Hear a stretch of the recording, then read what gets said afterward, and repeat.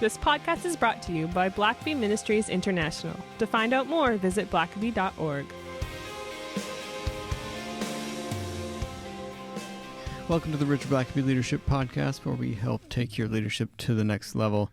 We'll do the best we can. Absolutely. My name is Sam. I'm your host, and I'm joined by Richard Blackaby. It's good to be with you, Sam. It's good to be. Are you having a good 2021 so far? So far, so good. Yeah. So this is the show where we do a number of things on here. We talk leadership. We do a little singing, a little dancing, a little number here, a little choreographed movement. But aside from all that, we like to look at leaders throughout history. So we do some biographies on them. Mm-hmm. Sometimes we interview friends that are in various positions of leadership and glean lessons from them.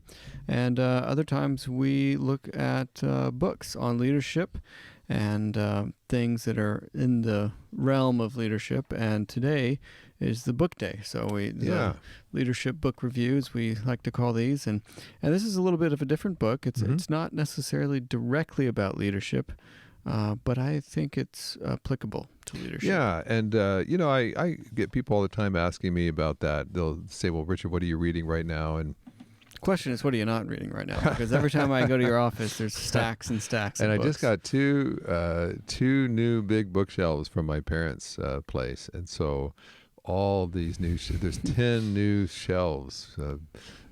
Just beckoning new books to be placed upon them.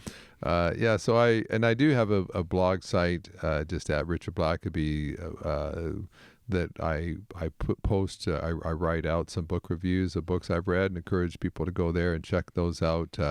But I did think maybe today I would just touch on one that I read just here recently that I found interesting, and I think it does have certainly some application to leadership as well. It's written by Jonathan Sacks, and the book is Morality: Restoring the Common Good in Divided Times, and it came out in 2020. In fact, interestingly, I was listening to a presentation by Jim Dennison. Some of you guys may be getting his blogs or listening to his podcast, and he was recommending this book as I think he said is one of the best books he'd read in 2020. And so that encouraged me to pick it up and read it, and I enjoyed it as well. I've actually read other things by Jonathan Sacks. What's interesting is I read this book, and then I remember I remember messaging my son Mike and just saying, Mike, I think this is the kind of book you might enjoy reading, and so he's kind of looking it up, and the next thing you know, Jonathan Sacks has died. He had apparently just picked up cancer last October, and only lived about a month after knowing he had it and battling it. So that I just finished reading this book by him, and then find out he's just passed away. So that added a little bit extra punch to the whole thing. But this book, Morality, and by the way, he's actually was called the Rabbi Lord Jonathan Sacks. He was the chief rabbi of the United Kingdom. So he's Jewish, obviously, a Jewish scholar. Grew up in England. He went, I think, to Cambridge. He's very well educated, brilliant man. He wrote over 30 books. And I've read one or two other of his books. He wrote one that I read, I enjoyed, on basically looking at the various chapters in the book of Genesis. And it's interesting when you read a Jewish scholar's take on the Old Testament. Of course, we disagree on when you get to Jesus and some of the messianic prophecies, perhaps, but they have some interesting insights, and so I enjoyed that. Typically, a richness to those insights as well that you just don't get from a non-Jewish perspective. And they have, of course, thousands of years of writing and speculating and debating those passages, and there's a richness there. He says one thing I do like is just. Sacks has a number of kind of little Jewish sayings or little Jewish stories that I just found fun to read. he's got one. He said there's a famous little statement that came out one time. It said there's a Jewish saying, "Start worrying, details to follow." Just like just start worrying. I'll tell you why here when I have a chance. Yeah. You know, he tells a funny story too. As he's trying to make a point here. Of course, I like stories and the points they make. He said there's a Jewish guy that's riding a train, and this young man is in the coach with him and sitting nearby, and he looks over at the Jewish man. He says, "Sir, what time is it?" And the man doesn't answer, and so he says a little louder, "Sir, what time is it?" And the guy doesn't answer, and so finally he says a third time, "Sir, excuse me. Could you tell me what time it is?" Why is he? And the man doesn't answer. And so he looks and says, "Can you tell me?" He said, "I keep asking you. Like, can you hear me? Like, why won't you tell me what time it is?" And so the Jewish man finally looks up and takes a deep breath, and he says, "Well, here's the deal." He said, if I tell you what time it is and I engage you in discussion, we'll have a relationship. And he said, I'm getting off at the next stop, and because now have a relationship, I'll feel obligated to invite you to come to my home and perhaps have dinner. And he said, "You're an attractive man." He says, "I actually have an attractive daughter living at home." He said, "You might fall in love and get married." And he said, "And why would I want a son-in-law who can't afford a watch?" Anyway, so he'll tell some of these stories that are kind of fun. But his point is that we live.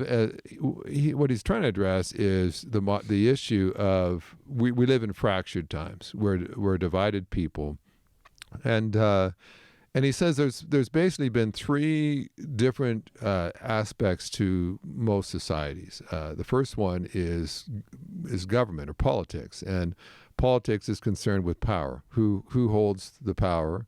Who gets to make the decisions? Who controls what others do and how government money is spent and so on? And then the second major aspect of society is the economy, how people make money. And he would say the economy is designed to create wealth.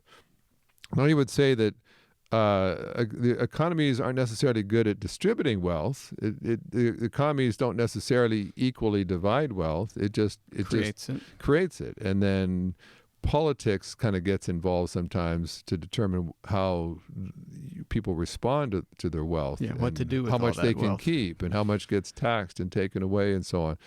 And so he says power tends to corrupt people. People tend to, when you think of power, you don't think of like everybody having power. Even in a democracy, you kind of think of, well, who gets elected to this office? They get the power. And if I've got the power, then that means you don't have power. And oftentimes that can be the same with the economy. If I've got the top job, if I own this company, then you don't, and that means I make more money than you, and so I can buy more things and have a bigger house and so on. And so it's zero sum. It's like, okay, I've got this, so that means you can't have that. But he says the third aspect to society is what he calls morality or religion, and that is what gives a society a conscience. It's what says this is how people ought to behave. It says things like people should tell the truth. The truth is valued. Now, there are some cultures where telling the truth is not necessarily valued. In fact, it would actually look down on you. If you could have lied and sold a beater of a car for twice what it's worth, and yet you were stupid enough just to tell the truth and say it's really burning through a lot of oil right now, and I heard the engine knocking the other day. So your friends and society would say, well, why would you have done that? He was ready to give you twice as much money. You're crazy to tell the truth. So there are societies where even something like it's good to tell the truth is not a given. That's a moral stand. Working hard. In communist Russia, you were sort of thought, why it'd be stupid to work hard. Why would you work hard? You're going to get paid just as much as a guy who doesn't work at all. Yeah. And you're going to get the very same paycheck. So save yourself, save your energy. You may need to freelance somewhere at night to make enough money to live. So why work? Use all your energy in this job that the government just gives you to keep you busy. So even things like hard work, there are societies that might say, well, that's not necessarily that important. You'd be foolish to do that. So what he says is what the glue that holds a society together is morality or religion. And he cites some of the founding fathers. George Washington said human rights can only be assured among a virtuous people. Benjamin Franklin said only a virtuous people are capable of freedom. And Sachs says lose your morality and eventually you lose your liberty. And it was I think it was John Adams who had said this whole American system only works if you have virtuous people. As long as you are noble, as long as you strive to do the right thing, as long as you tell the truth, as long as you're willing to fight for the oppressed and the weak and so on, then you can have a society. But even a country like the United States with its constitution and laws, it can still become a very abusive society if people lose their virtue. And so he does some interesting things. Like he says that there are, and I don't know all the software programs that he mentions, but he says there's some software that you can use that will go back year by year and basically examine all the literature. Like, so you could use this software and basically it would scan the literature of 2020 or of 1960, and basically it could look at all the published books and discover how often certain words are used. And so, for instance, he says what you find is that over the course of the last, say, 20, 30 years, certain words that used to be used a lot are being used much less now in literature. So, for instance, words like respect, authority, duty, ought, the word ought, you ought to do something, conscience or honor, are words that you, like honor, you just don't hear that word used as much anymore. Yeah. And of course, it's not a big surprise that it used to be that the word we was used as much as the word I. But now he would say, really, since the 1960s, the word I is used far more than the word we. And so he would say it's interesting to see what words people are using. It shows you a change in their worldview, their approach to life. And one of the big points that he makes is that since the 1960s, we have been liberated from a lot of the older morality, if you will, the what he would say the morality, the moral stands that held society together.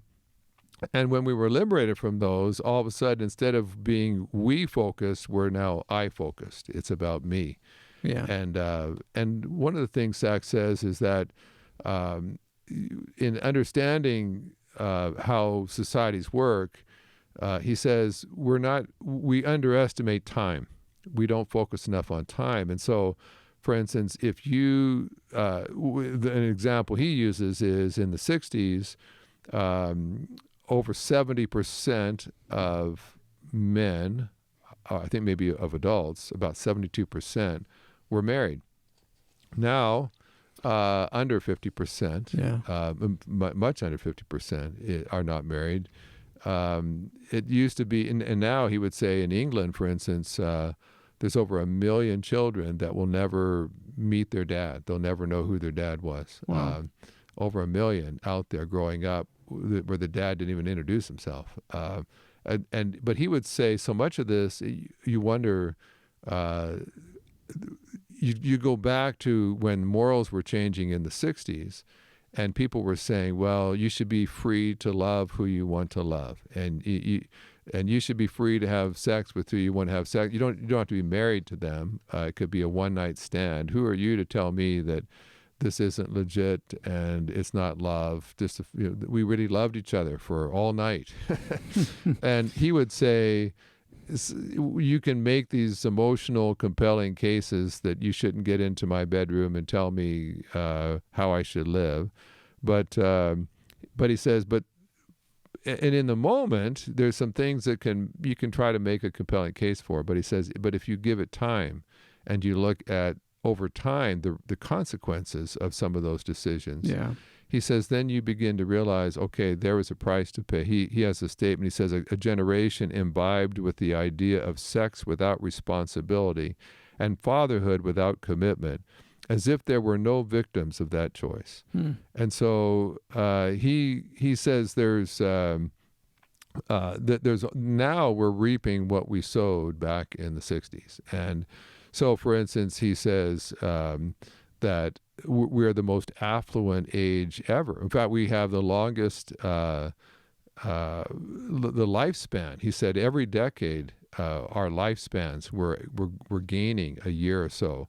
For the last 100 years or so, it seemed like every decade we'd live another year or two longer on average.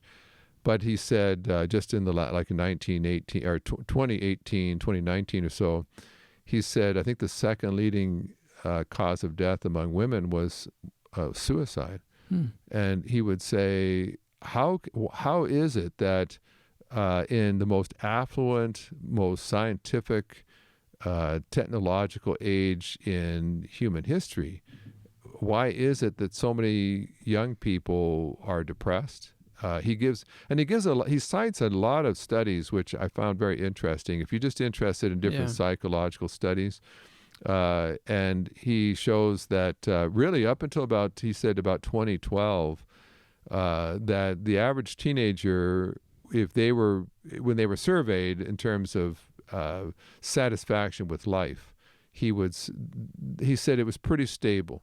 Teenagers generally, typical kind of, it was static. The satisfaction levels kind of stayed basically the same. But about 2012, all of a sudden satisfaction began to plummet. And of course, the proliferation of social media is largely responsible for that. Yeah. All of a sudden, these especially among teenage girls, began to notice that their teenage friends all had a sleepover party at someone's house and they weren't invited. Yeah. And everybody is posting about their fun vacation that they went on, and you just stayed home because your dad had to work, and or your parents don't have any money for that right now. And so you begin to be much more dissatisfied with your life than you were before. Well, for the first time ever, you can compare yourself with people that previous generations you would have never even met or, had any reason to compare yourself against. Yeah. And, to say, and so what are the consequences of that? Like in 2017, I think in the United States, over 70,000 Americans died of drug overdoses. The suicide rate rose by 33% in less than 20 years. And so he says, but what he would say is, you can't trust the market to just help everybody be happy, because he says we're more affluent than we've ever been, so we ought to be happier than we've ever been. But for instance, he cites Bob Iger, CEO of Disney. I think in 2018 he was paid about $65.6 million in 2018. So, wow. And you thought you were well paid, but apparently not. But which I guess that salary is 424 times the median pay of a Disney worker. So, the median pay of the average Disney worker, the CEO is paid 424 times that much. He says it's interesting. Back in about 1965, the typical CEO was paid about 20 times the average salary of an employee.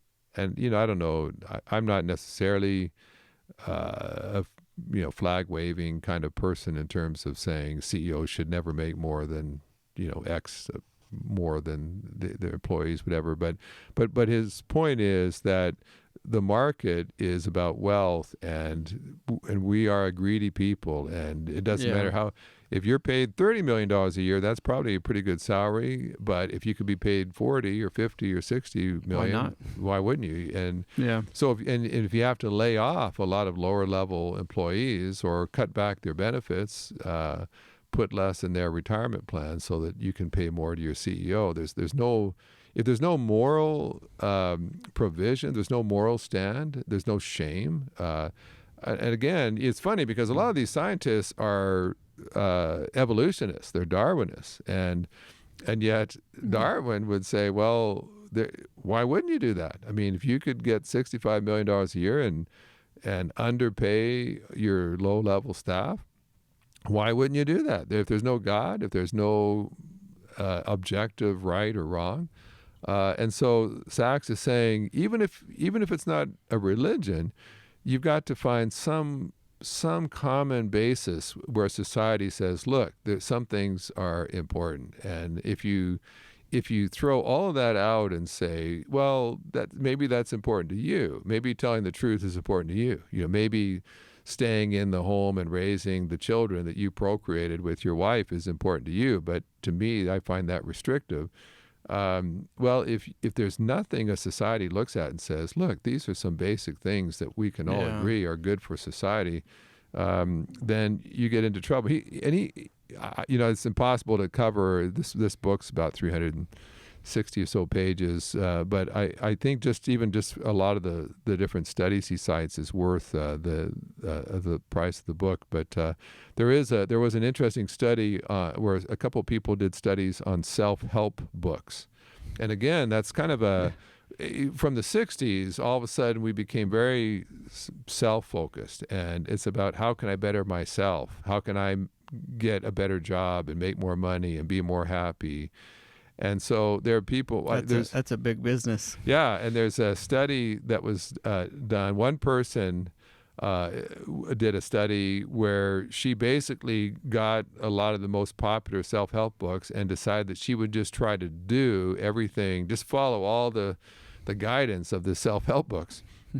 And after, I forget, a year or so, she was fatter, poorer, more tired. I mean, everything that it was supposed to help her get better, she was actually doing worse in. And she found out that instead, self-help focus basically just led to narcissism. Yeah. And so what Sachs is saying is we've become a very narcissistic society where it's all about us being happy.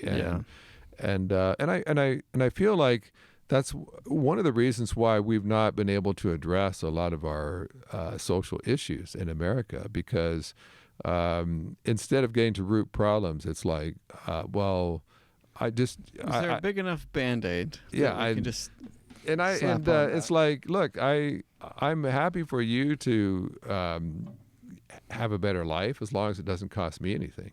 Just don't interfere in my life, and don't make me pay more taxes. And then there's also an attitude that says, we're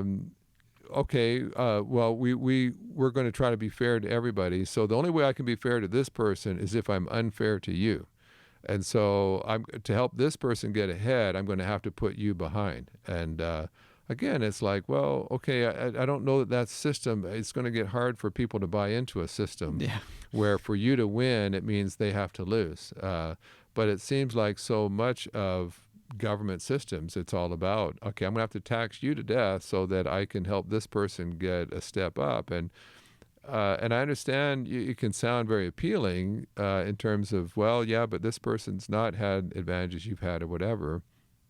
But the fact is that what Sachs is saying is, if you don't have some kind of common understanding of what's right and what's wrong, then when you start asking people to make sacrifices, they're going to think, well, why should I? Right. Because I've been told all my life I should be looking out for me. And that's not to my best interest for you to take things from me or make me have to get to the back of the line, for me to suffer so that person can be blessed.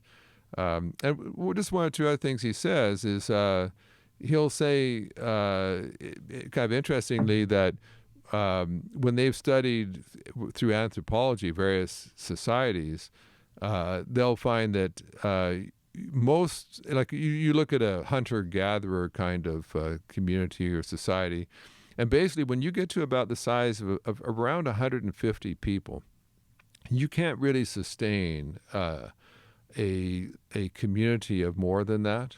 A lot of people say that's why the average church is around 150 people, because any more than that, you start losing people. People are hurting, have needs, and they fall through the cracks because you can't keep up with, one pastor can't keep up with more than 150 people.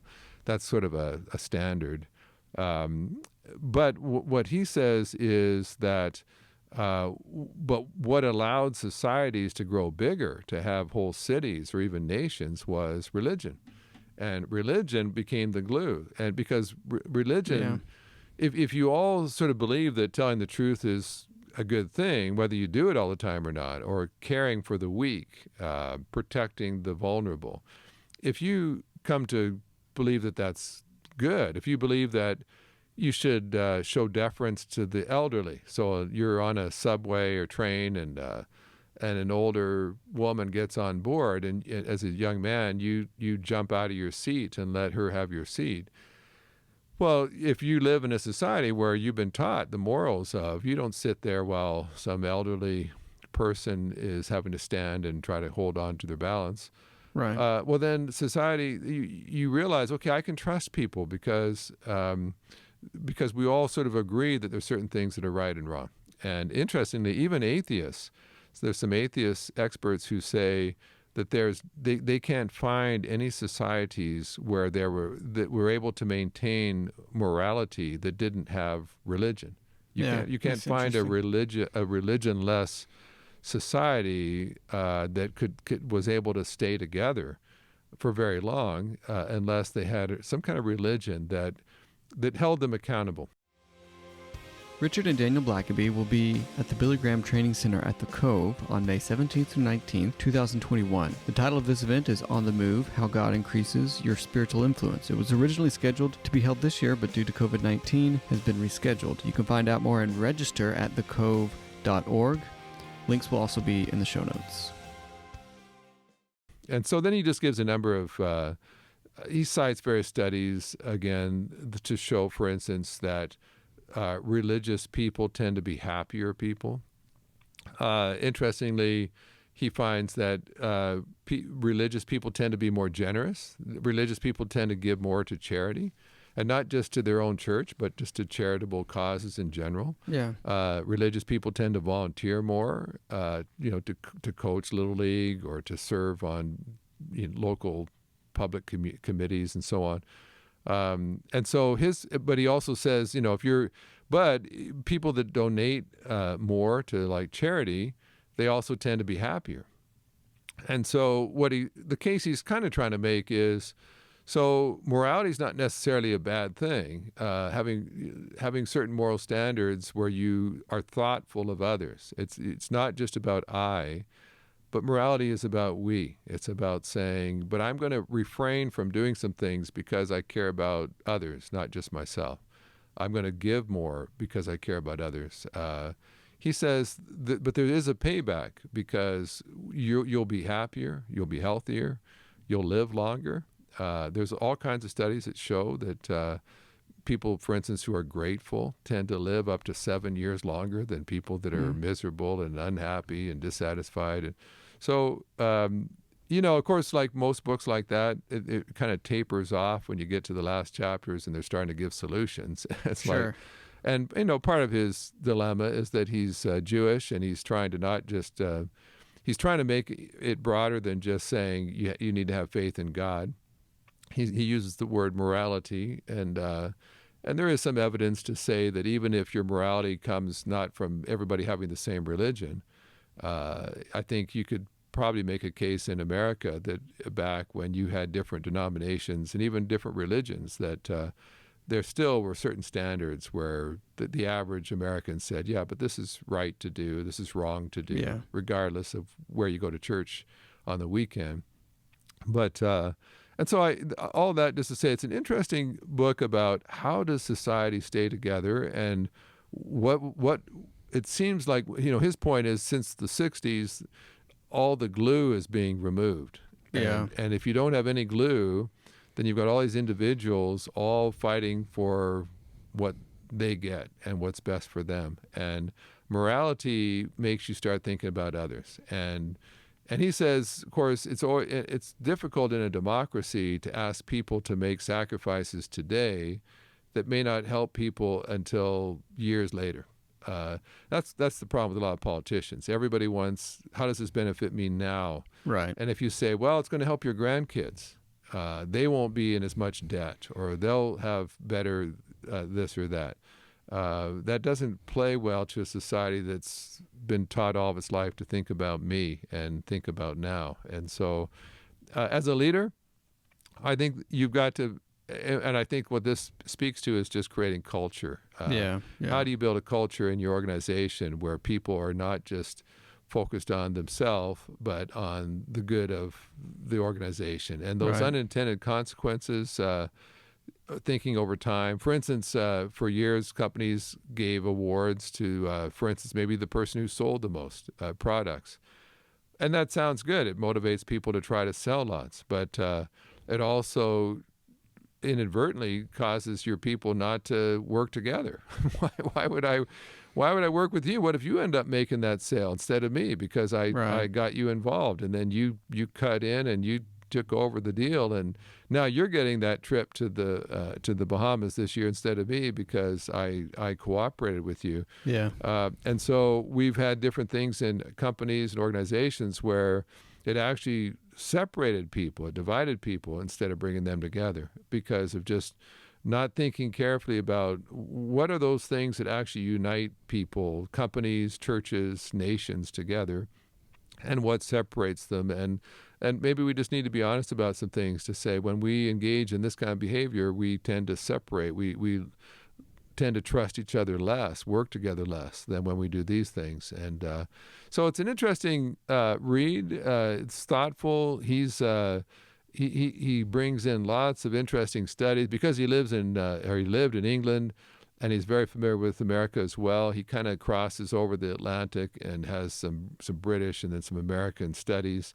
And I think you'll just find it kind of an interesting read where he really puts his finger on where a lot of society is. Of course, I don't agree with everything he says. There's a few things I think I wouldn't necessarily go where he does, but he certainly will give you lots to think about. Yeah. So I'd put that book out there and say, that's a book probably worth picking up. And he's obviously not going to be writing any more books. So this is kind of, if you just want to be exposed to a guy that was doing a lot of interesting thinking, and this may represent maybe his last significant contribution, then this is a good book to pick up. Yeah, well, I think there's lots that you could apply to your own organization and lots to learn for sure. And as always, we'll leave links to that in our show notes. And until next time. Thanks for listening to the podcast. If this is something you enjoyed, it really makes a difference if you leave a review and a 5-star rating on Apple Podcasts or wherever you listen. Don't forget to subscribe and share with your friends. We always love hearing from our listeners, so email us at podcast@blackaby.org.